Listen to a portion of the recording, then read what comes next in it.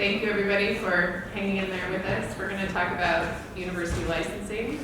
I'll introduce myself and then Kathy and Paul would do the same. So I'm Farah Gerdes. I am a partner in Wilson Sonsini's Boston office, where I lead our technology transactions practice in that office. Okay, I'm Kathy Coop. I ran the Stanford Office of Technology Licensing for about 27 years, retired, and thought I was going to retire and travel, and then Wilson Sonsini recruited me. I'm not a lawyer, but I work for a law firm, and pretty much my work is helping clients get their licenses from other universities. So we deal with a lot of universities in the country, and license agreements are often the basis of startup activity. So that's what I do. And I'm Paul Corson. I am Deputy Director here at the BioUtah Center. I am not a lawyer either. I'm not a scientist. I won't even call myself an entrepreneur because I've never put my money up to found a business. I've been the first person in a business that someone else funded. I've been the fifth person in a business. But I have so much respect for those who actually put their own money up for their companies, for their startups, that I just refer to myself as a failed physics major who studied Russian studies and somehow happened to be here. Okay, so we will jump back and forth, and some of these slides you'll see are pivot slides, some of them are more general slides. What we thought we would do is sort of just from a macro perspective, these are some of the goals that a university might say they have for tech transfer. And I use all those qualifiers because if there's any organization that has way, way, way too many stakeholders, it's a tech transfer office, it's a university. One of the things I remember most from my undergraduate education was a government professor telling me where you stand depends upon where you sit. And that, more than anything, has helped me understand life. And whenever I talk to anyone or whenever I talk to stakeholders, I always want to know where they sit so that I can filter where they stand. So knowledge dissemination, economic development, entrepreneurial, the entrepreneurial pursuits of faculty, industrial ties, income, we can say these are goals of a tech transfer office. We can say these are broader goals of a university. We can also say job creation. We can also say knowledge, not knowledge dissemination, but knowledge creation. We can say all kinds of public benefit. We can say revenue generation in the sense of, do I need to be profitable or not? So I think this is a good sort of broad overview, but if you go to a tech transfer office, as many tech transfer offices as there are, there may be that many goals. And so, when should you talk to us? Generally speaking, it's never too early. As the last panel said, with respect to protecting intellectual property, with respect to understanding intellectual property, with respect to understanding opportunity, I'll say for us at Pivot, we actually focus on opportunity identification and opportunity development. And we want to do that as early in the process as possible. For us, we want to be involved when that new faculty member is just getting hired and just beginning to think about what their lab's going to look like, what kinds of students they want to recruit, what kinds of grants they want to try and get. We want to be involved there because understanding that commercial application of all the decisions that come after is so important. For some faculty, they're more interested in the research, and that's perfectly fine. They're not so interested in commercial application. For others, they might have entrepreneurial goals in life, and they may be saying, I want this for my students, I want this for me, I want this for society. If that's the case, we can be involved so much earlier, and it makes identifying that commercialization pathway so much easier. So, as this says, it is never too early to talk to us. So again, this lays out a traditional process. And that traditional process has always been a bit linear and maybe a bit transactional. There's a disclosure process, there's an evaluation process, and there's a patenting process. And I want to compare and contrast this slide to what I think is the next slide, in that for us, this one's a tool. Yeah, that's a big toolkit, isn't it? That's probably too many words per slide. So in a traditional sense, and I think what you'll find if you go to a lot of places other than here at the U, this idea of, well, you have an idea as faculty, so you need to disclose, and then the tech transfer office is going to evaluate your idea for IP landscape, for commercial potential, for, what would it take in terms of funding. And then if that all works out, then we'll work with you to get a patent.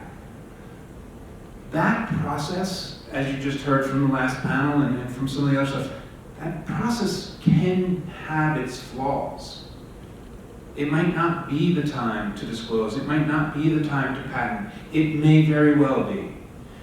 But what we are looking at is, if we all agree that we want to try and pursue a commercial application, and that's the purpose of getting a license to the technology, then how do we do that evaluation maybe before disclosure? How do we do that evaluation when you're thinking about what grants you want? How do we put the cart back behind the horse and ensure that that cart is full of knowledge, so that when the horse takes off, we know that the path that it's going is the direction we want it to go. So how do we do all that? Even on that TV, that big TV down there, it's too small for me to see. We do that through all kinds of ways. We're thinking about what are the tools that you can look at on your own? What are the tools that we can work in partnership with you as an entrepreneur, as a faculty member, even as industry looking to license?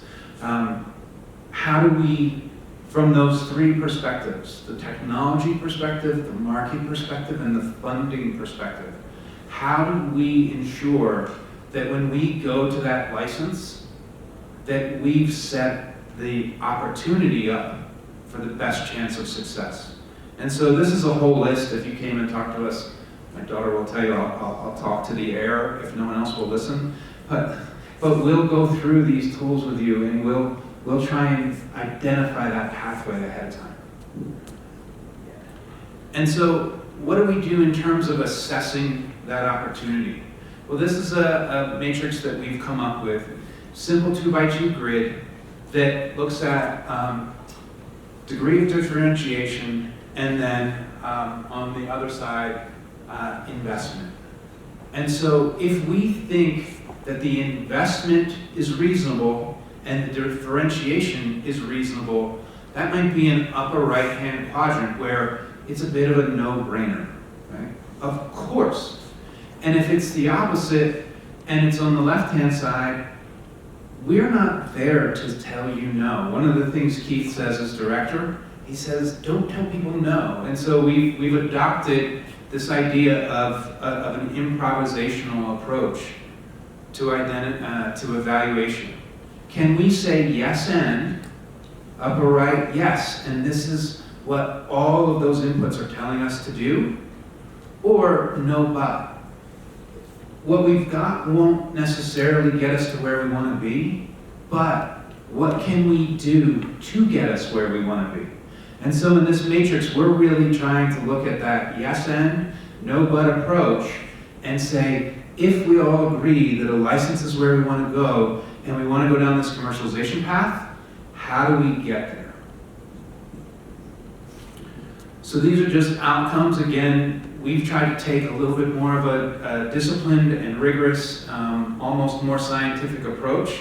So when you look at these outcomes, that limited value, well, we're not focused necessarily on just IP or just the disclosure or just the science that exists. We're focused on the relationship.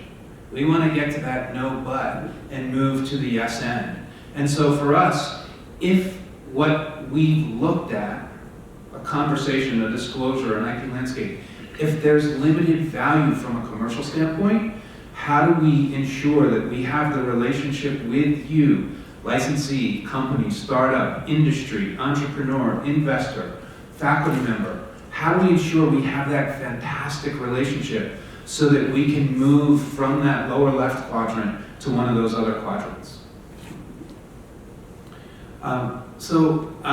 In terms of our assessment process, Kathy, how many times were you accused of being a black box?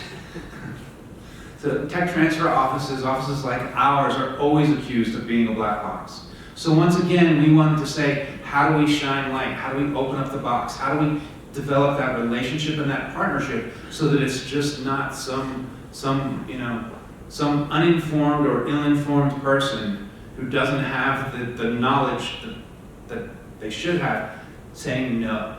So we've taken this approach where we want to assess the opportunity that exists. We want to understand how we would allocate resources, people, time, money, and then how do we ensure that there's a communication process throughout that really gets at that relationship.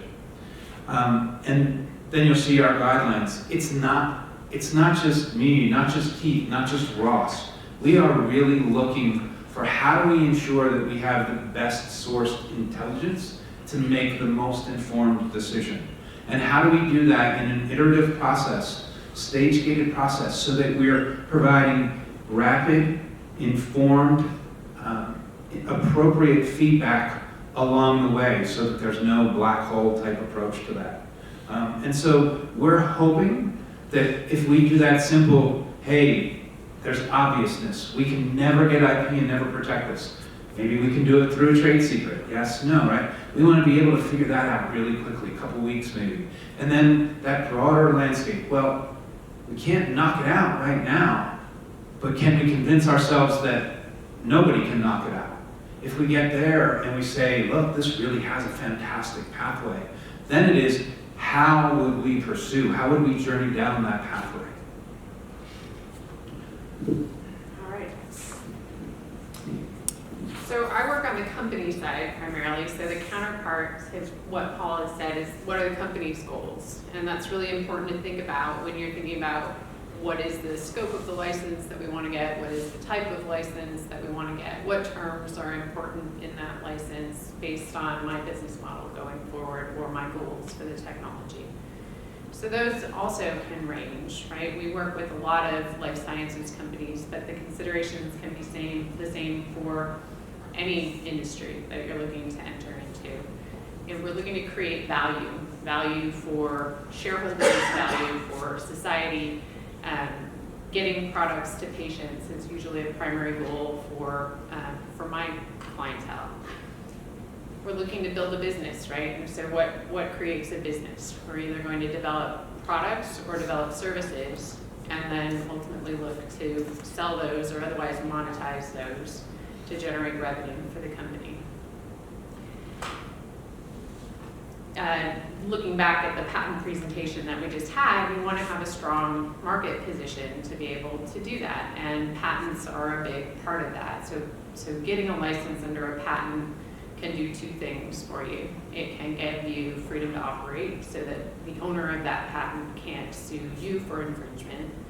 It can also give you rights to enforce that patent against third parties, so it can help to protect your exclusivity in a market.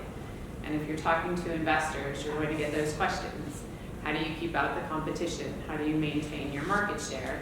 How are you going to be able to sell more products or services and generate more revenue? So getting the terms of these licenses right can help you from that perspective. It's also can be very valuable to have ties to the university. We often do license agreements that are accompanied by a sponsored research agreement or a consulting agreement with the PI that was involved in developing the technology. Keeping those ties and maintaining them well in the course of these negotiations can be really important to the company's success. Often you're working with the thought leaders in the space that you're looking to enter, And having those relationships can help propel you forward in that space. So again, building a strong IP position.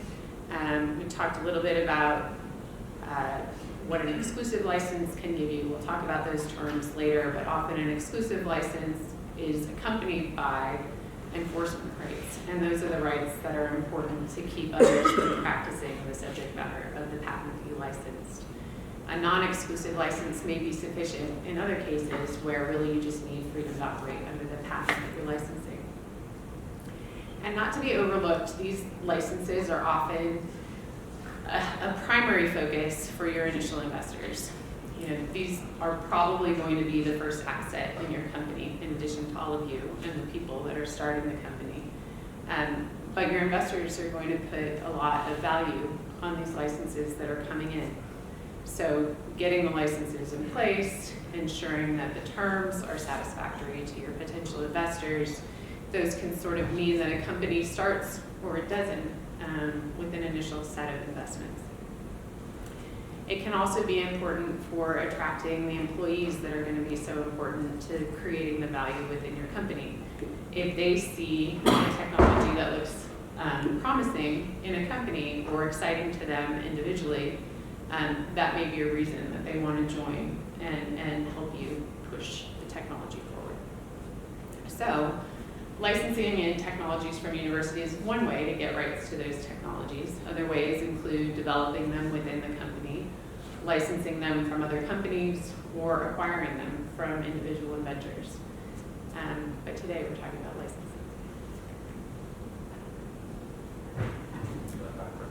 Did I go backwards? Down this forward. You don't want to do that slide again? So what is a license? So a license is, you're not buying the patent. That would be an acquisition. A license is that you are granted certain rights under the patents. So the rights under patent law are to make, use, sell, and import the subject matter of that patent. Now, it's important to know that a patent doesn't give you rights to do anything other than tell other people they can't do the things that are described in that patent through the enforcement. So understanding that is important. The license will give you rights under the university's patent to practice that subject matter without the university enforcing it against you. Other forms of intellectual property that get licensed from universities include know-how or trade secrets. So very typical scenario for us is a postdoc will decide that he or she wants to take what they studied forward into a company.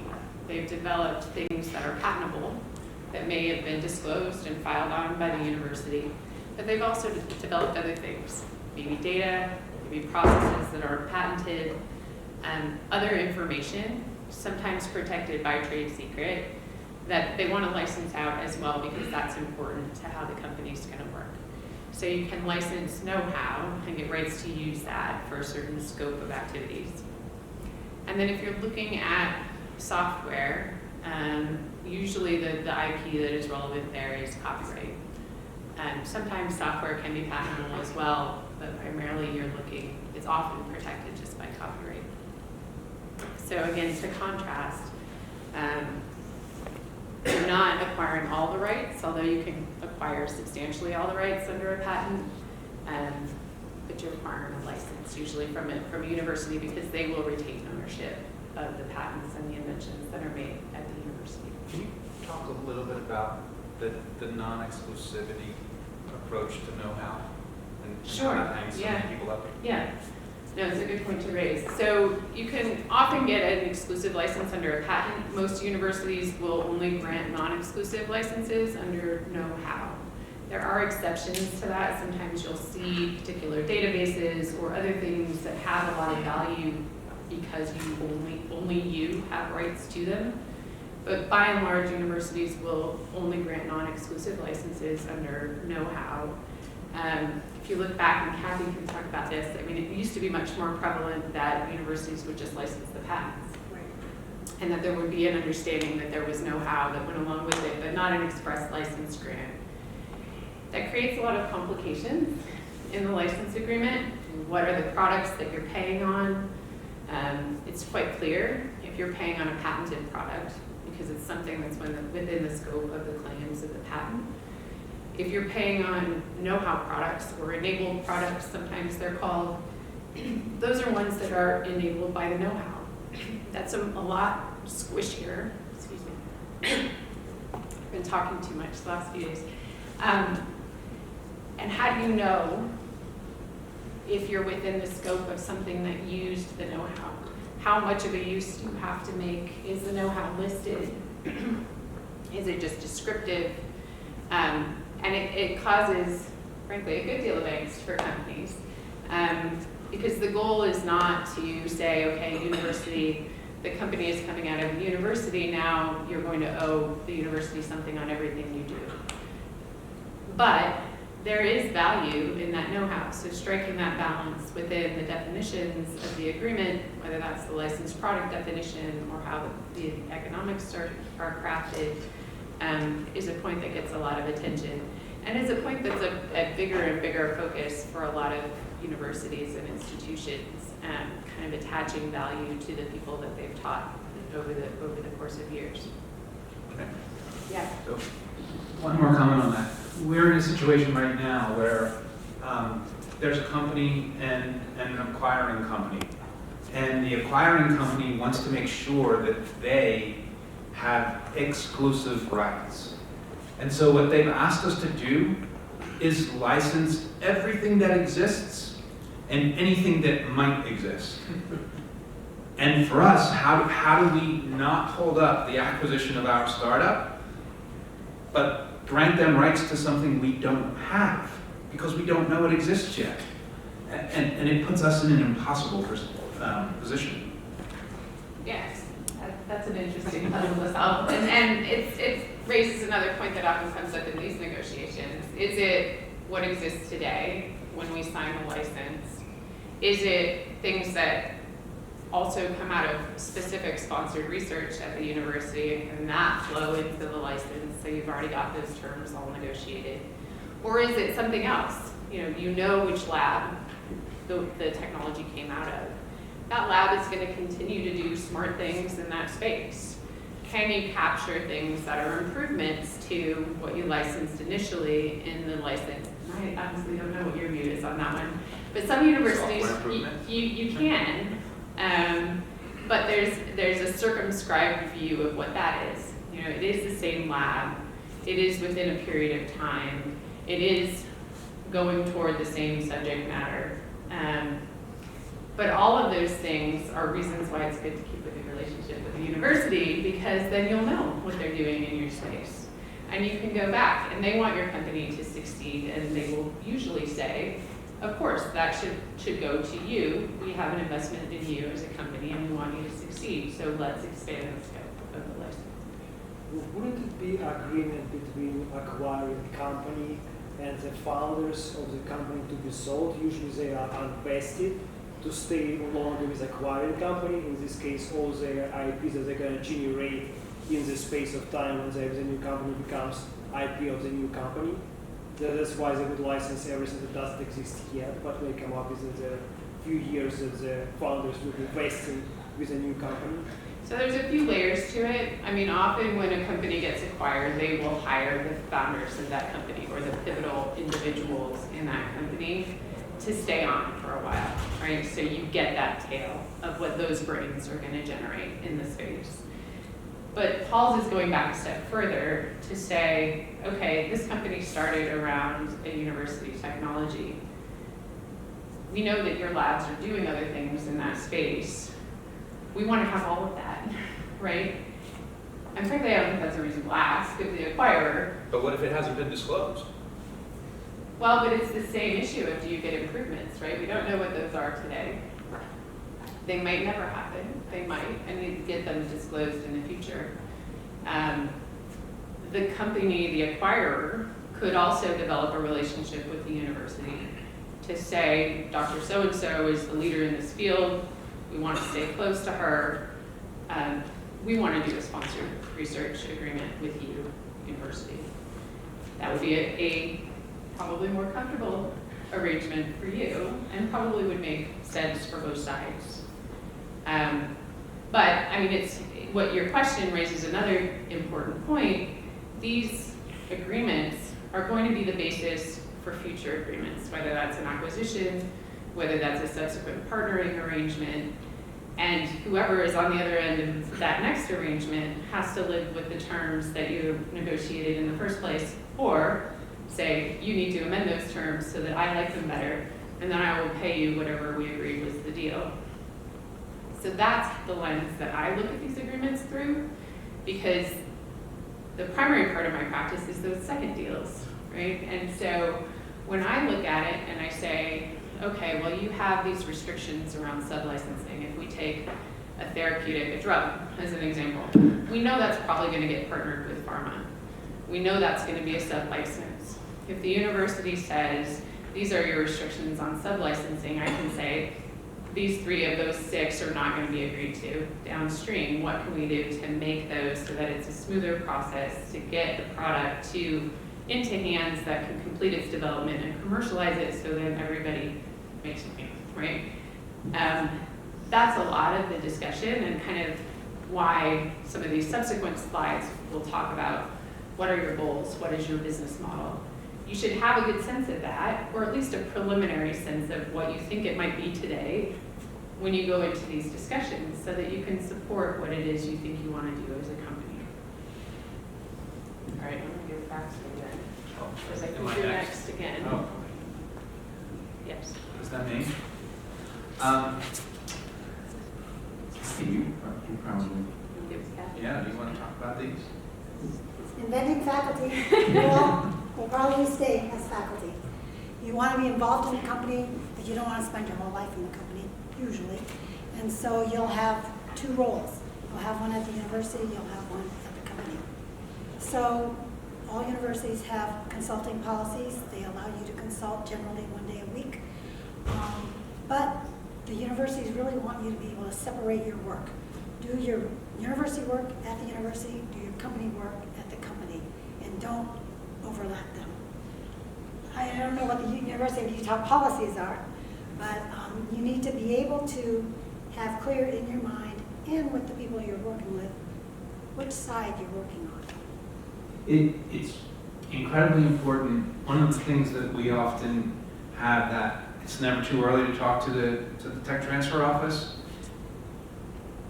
We study policy for the university because Keith on many of the policies has to enforce or has to make the decision about the policy. So we're often asked, does the university have rights to this disclosure, to this technology, to this idea, to however we want to bucket the IP? There are many areas that become gray, and many of them become gray because of these types of issues. If you sign up and work at a university, typically the agreement, the employment contract says the university owns the output of your brain wherever that output occurs. If you have an idea in the shower and it is about something that you're employed at the university to do or think about or invent or research, the university is going to say, doesn't matter where the thought first entered, we by employing you, we have rights to that. But later on, consulting contract, later on, well, did I use university resources? Did I do it in my garage with the piece of equipment that I bought myself with my own money? Right? Those are the types of things that we get pulled into to try and decide whether or not the university has rights. And then it is, does it shared with someone else? If they're shared with someone else, can we find agreement so that everybody who has rights agrees to license those rights? No investor wants to invest in something that is not exclusively licensed.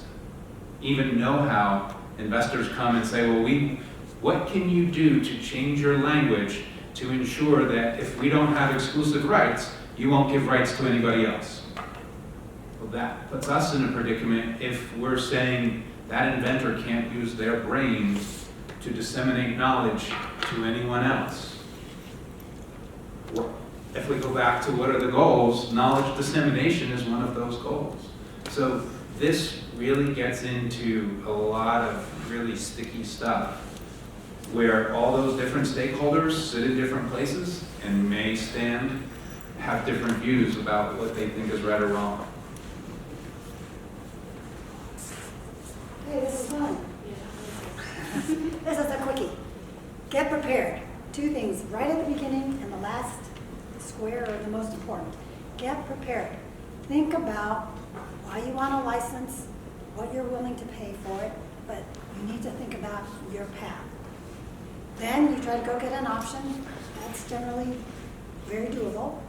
But create a schedule with the university and say, well, we'd like to close within 6 months, 3 weeks, a year.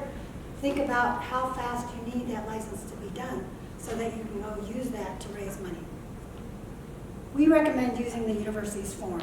I just got that question from an attorney, just saying, should we use our form for this and that, or the university form? We suggest using the university form. It makes it an easier transaction with the university. And we want it to go relatively smoothly as possible. And at the end of the day, you want to make it win-win. This is a long-term relationship. If it's a good company and it's going to grow, this license may be 20 years old. So you may want to change it over time. So you have to make it a win for the university, a win for the company. Okay. All right, so how do you get prepared? Think about the business opportunity. This is your most important thinking process. You think about the product. What is the market size? Is it a big market? Is it a little market? What is your margin? How does the technology fit? You need to know about your competitors, and you need to know the strength of your IP. So if the patents are strong, they're more valuable. If they're very narrow, they're less valuable. A lot of times you don't know all this stuff. So talk to others, talk to your colleagues, talk to friends, talk to people who've done it before. Talk to other investors and get some feedback. You don't have to take all their advice, and it could be that lots of advice is contradictory. But make your own decisions after you've heard from a lot of people. All right, so HighQ Diligence is a big part of this process, and Matt, who walked out earlier, is in our patent group, but we often work with our patent partners, and they will look at both the patents that the university has filed. They'll look at the quality of the claims. They'll look at prior art to see if there's a chance that those patents are going to be invalidated for various reasons. But they'll also look at the landscape that that patent sits in to see what other patents are out there that might overlap with what you plan to do in terms of a product. Are you going to need other licenses to other IP? That's going to impact what the economic terms with the university are going to do to the product. Because if you have 3 licenses that are coming in, they each have a 3% royalty, and that ends up with a 9% royalty on the product. That's quite different than looking at a 3% royalty on the product. And then you have to look back, as Kathy mentioned, at, okay, what are the potential margins for my product? Is that sustainable? So working with patent counsel early can be very important. It can put you in a much more strategic position to think about the company as a whole. A lot of the spaces that we're licensing technology in now are crowded. There's a lot of innovation going on in gene editing, or there's a lot of innovation going on or has gone on in the past in different medical device spaces, and the patent landscape is crowded. Understanding that going in is important. If it's very novel and it's not crowded, then that's a different perspective to bring to the negotiations. Sometimes the patents are all of the inventors on a patent are at the university that you're talking to. That's not always true. There's collaboration across universities. There may be inventors at other universities. If that's the case, usually there's an interinstitutional agreement between the universities that sort of work that out, and one of them will be the entity to do the licensing, but that's not always true. So understanding those pieces, because if Utah has a joint venture with BYU, and they haven't collected all those rights, even if you get an exclusive license from Utah, you won't have all the rights to the patent because the other university could also license out its interest in that patent. So understanding that landscape is important. Sometimes if there are consulting arrangements, you'll have joint inventors between the company and the university. That's another wrinkle. You know, is it as valuable to collect the university's rights in that instance? Because you have freedom to operate based on your company employee being an inventor as well, as long as you didn't invent while at the university. So understanding that ownership is important.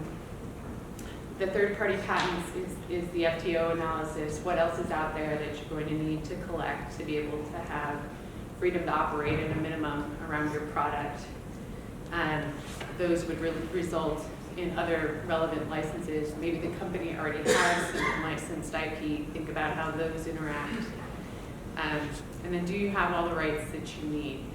So a patent is not the same thing as a product, right? A patent may cover some aspect of your product, but there are other aspects of your product. Those may or may not be patented by third parties. Hopefully they will in part be patented by you and your company, but there may be a collection of rights that you need to gather. And then just understanding again what it is that you need to license. Ask the questions. You may be aware of a piece of software or a patent that the university has, but ask the questions. Do they have other things that are in that space that you might need? You won't be getting promises that say you're getting everything you need. So you have to ask those questions and you will get answers. But then you can collect the ones that you know you're interested in. Can I make a comment on this? So, We have a situation right now, thank you, where one of our companies has an open round and identified a lead investor. And in that idea of diligence and getting prepared and all of that. So the company CEO texts me, it's like 10 o'clock at night, and he says, hey, can we talk first thing in the morning? I need to ask you and Keith a question. Absolutely. Keith and I get on the phone with him 7:30 in the morning. He says, I'm so excited. I got this lead investor, my round's going great. There's not much left to be filled out after that. I just needed this lead. I got a term sheet last night. It looks great. There's only one problem. I need an amendment to my agreement.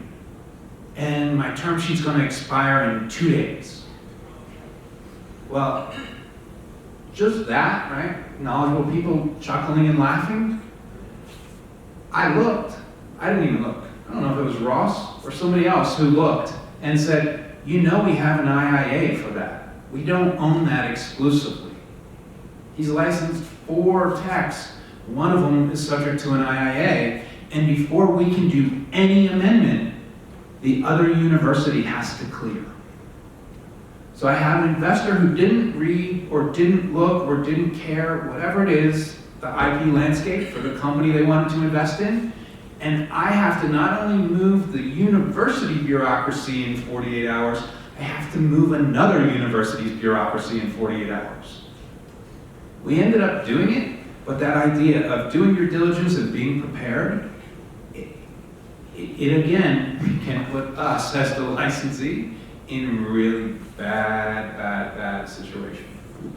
And those will necessarily be questions that your investors are asking. So going in with a strong summary of the IP landscape of your IP rights is critical, especially for your seed financing or your Series A financing, where the IP really is the company. So understanding that, making the investment to understand that is critical to getting the investment in.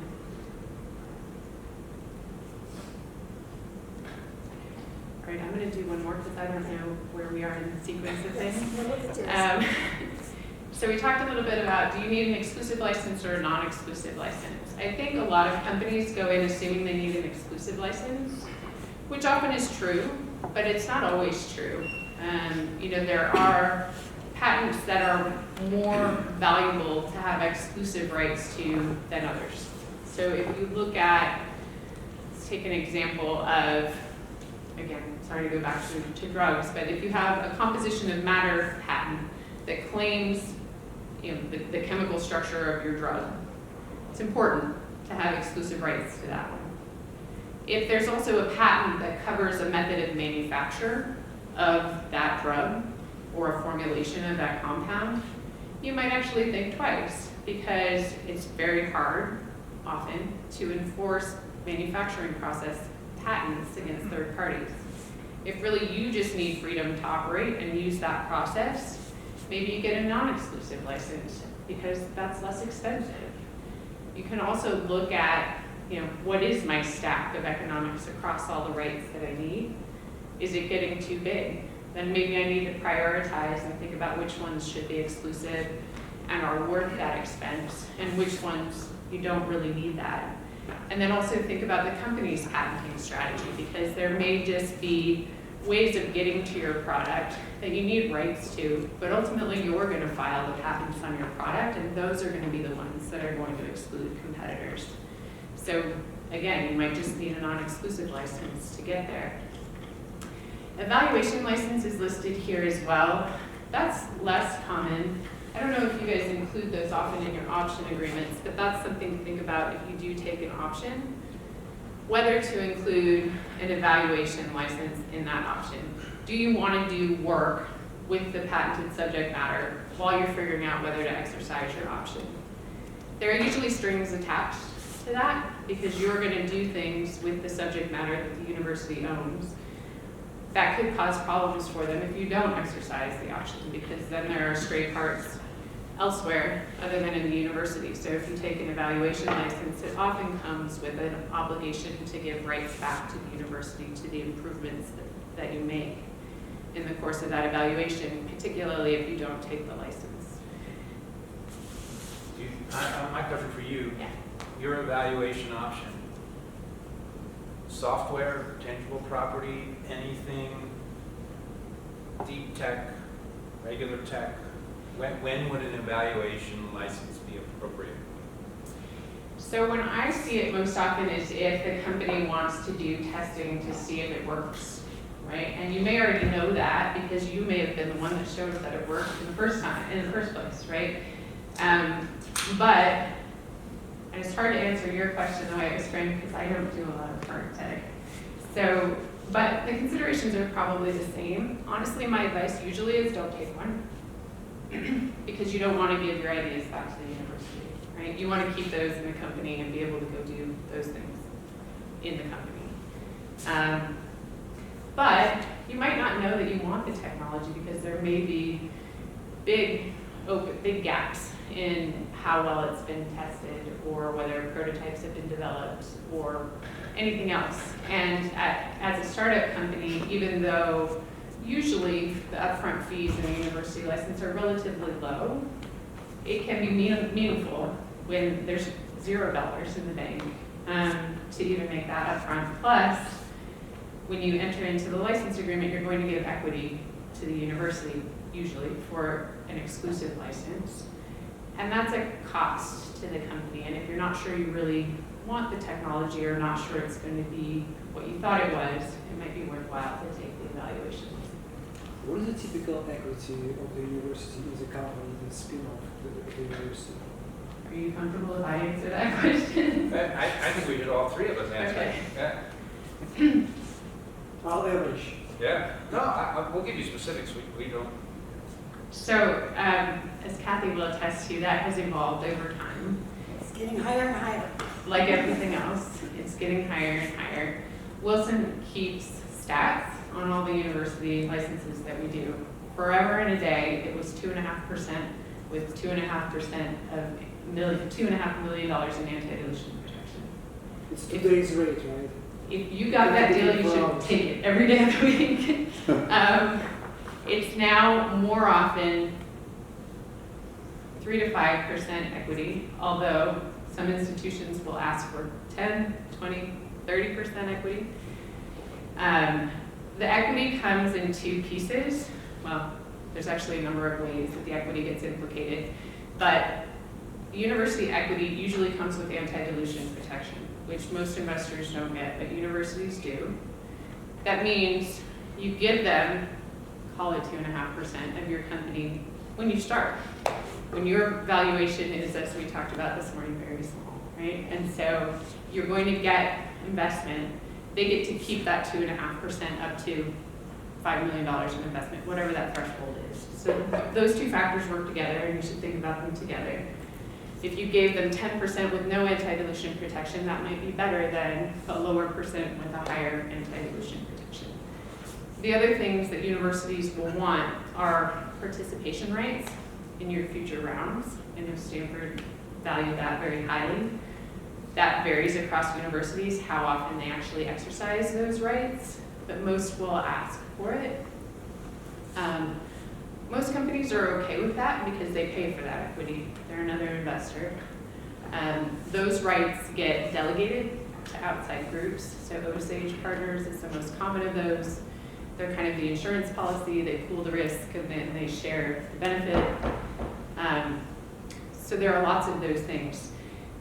It will depend on, how long has the technology incubated at the university, how long is it in development, is there a reason why the university is a bigger player within the company than it might otherwise be, all of which would materially impact what level of equity they want. Kathy, you want to talk about Stanford first? Oh, no, that's okay. Oh, you don't I need can this? read this. Keep moving? come Okay. All right. So I get to do, this one's really fast. If you want a license from a university, go ask the university. Make them understand why your company is the best company to get this license. And the way you do that is to say, you're going to develop the technology and this is how. So again, there may be other bidders, but you need to convince the university that you're the best licensee. Next slide. Is that? That was your guess. Yeah. Is that right? Okay. Yeah. So economic terms, there's usually an upfront fee. It's sort of like a down payment on a house. You need to pay something, down payment on a car. And it's often modest because they know startups don't have cash. As we just talked about, they'll want equity. Universities like equity. It's just part of the economics. In a life sciences sense, many times the equity isn't worth as much. But again, the equity in a physical science company can be 1 or 0. So Stanford licensed Google when there was nothing. The boys were the only ones who wanted this license. We took a little bit of equity, and that was worth $300 million. But again, a lot of times, equity for a life science company, they'll either go public before they reach their full potential, and so the equity cash out for most universities, for most, not all, but for most universities and life sciences companies, is much smaller. What's most important for most universities is the earned royalty. And that means the company is selling a product, and when you sell a product, you're going to pay a percentage of that sales to the university. So universities who make a lot of money, that's usually where they make the money.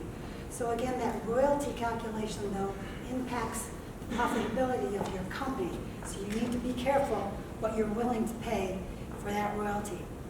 Now, the thing that we have mentioned, but sort of peripherally, is that you may need to take licenses from many universities, not just the University of Utah, but from this university and that university and that university. Right now, I'm working with a client who needs to take licenses from 3 universities, and they all want a percentage of sales. So it's going to add up quickly, and that's just the beginning of this company. So again, you need to be able to think through the strategy in the long term. There's a thing called maintenance fees. It's generally a payment every year just to make sure you know you really want to have this license. And usually they're modest in the beginning years, and lately they've been going up in price over the years because, again, they want to make sure the company is developing the technology. When you pay that check to the university, you say, yeah, I still want this license, or no, it's not worth paying $5,000 or $10,000. One of the areas that's coming up in price are these milestone payments. Many times, as you know, the technology is very, very early stage, untested. But the university is going to go in with the company and they're going to say, you try to develop the technology, we'll be sort of cheap at the front end, but we want to make it up as the technology is de-risked and proved out. So especially in life sciences, if you then finally get to phase 1, you'll often want a payment. If you get to phase 3, you'll want another payment. If you get regulatory approval, yay, you can sell. You'll want a bigger payment. So again, these milestone payments are sort of make-up payments for the early generosity that the university had at the beginning. And if you start your company and take a license, investors know this. Wilson Sonsini knows this, right? This is not anything. There are degrees of appropriateness and outrageousness, but these things in a university license are not outrageous in and of themselves. And that is something we hear from first-time founders constantly. I'll never raise money if you put all that in the license. We can say, no, you will. We've been down the road before. So sometimes there's an adversarial relationship that develops between a university giving the license and entrepreneurs taking the license. Our goal is not to keep you from succeeding. Yeah, I'm glad you say that because as I listening to the presentation, it seemed adversarial. But the two systems that I've worked with in my career, Stanford and the University of Utah, they both seem very differential to the inventor. And when talking to potential investors outside the university, they think it's a huge strength when the inventor and the university are aligned in their goals. So Can you say that in the microphone? So the way I take this presentation is that get yourself in alignment, and so that the next stage is going to be, so it's an advantage to you as an inventor from the university. Yeah, I think that's well said. Do those licenses, the license agreements, ever evolve over time, where you make an agreement and then actually it turns out that there could be a more optimal way, or something that's more, the entrepreneurs licensed it and they're struggling, but there's a way to evolve that license where it's better for everyone? Does that ever happen, or is it sort of set in stone and right now? So I'll answer specifically for us and our Yeah. approach. Our approach, we took our license when we came in and we presented it to investors and law firms and entrepreneurs, and we said, what doesn't make sense? And then we presented it to the Office of General Counsel for the university, and we said, what would you negotiate away anyway? Give us your best offer as a university, knowing that the market is saying this. And so we've created a license that we hope very rarely needs that to happen. But again, when I was at Stanford, if it's a successful license, it's amended often, Right, actually, okay. because none of us can predict the future. Exactly. You add IP, you add disclosures, there's Right, there's an economic downturn, Yeah. Things that never happen, but like, I'll say some universities are good at it, some universities do not. Okay. Some do it, set the initial terms intentionally, so you have to come back and pay them again. And they will say that. Not often, but they will say that. So it depends. I mean, I think you guys are fortunate in that you have a tech transfer office that is company friendly and is thoughtful. say that again. Get all your technology here. It's recorded. But there are two schools of thought that I see among clients and how they approach their university licenses. One is, tell me the 5 things that are bad and let's try to fix those. Another is, let's get it right so we don't have to go back. This one's much faster and cheaper on the front end. This one can be cheaper on the back end. But the answer is usually, if there is an acquirer or a partner on the other end of it, you're going to be revisiting the tech transfer office. Do the licenses ever have an evolution built into them, like an adjustable rate mortgage, where it gets to a certain point and then it ramps or unramps or something, as far as revenue share or? Some of these terms have that function built into them. So we didn't talk about sub-license revenue sharing. So historically, and I think Kathy will back me up on it, that was we will give you fixed terms that are below market, and then when you partner, we'll get a kicker, because then you're making money. Right. Now they're all big, so it doesn't really work that way, but those go down over time because the contribution of the company relative to the university shifts over time. So it's supposed to reflect sort of relative value contributed to the technology or the partnership. Other ones, Let me just finish this. Yeah. This last one, patent costs, every university cares about it. You're going to be expected to pay all the past patent costs and the future patent costs, because patent budget is really usually very small for most universities. And then there's sometimes this exit fee. If there's an exit, they may want an extra payment. So I have a question. I particularly want to talk to comment. And so, like as a university inventor, who also set up a company who wants to license that technology out from the university, I want you to comment when a person is doing that. What need to be careful? What's there's something special advice you can give? It's actually why we created our option process. Because, like, I think it was Kathy who had the slide, right? Putting the best team forward if you go for a license. Our goal that we share with you is to see a market impact, a societal impact. And so we want to see the best team have the best chance of success. So our option says form a team, create a business plan, a commercialization strategy, and figure out how much funding you're going to need and whether or not you think you can raise that funding. If you can demonstrate those three things, we'll license to you. Now, being a founding member of a startup is typically more than a full-time job. So we also need to have a conversation. Is your full-time job faculty? Is your full-time job a student? Is your full-time job building this company? That goes into making those determinations about what's the best team that has the greatest chance of success. I just want to ask this same question, but in more direct terms. So you give no preference to startups that include an inventor of the technology.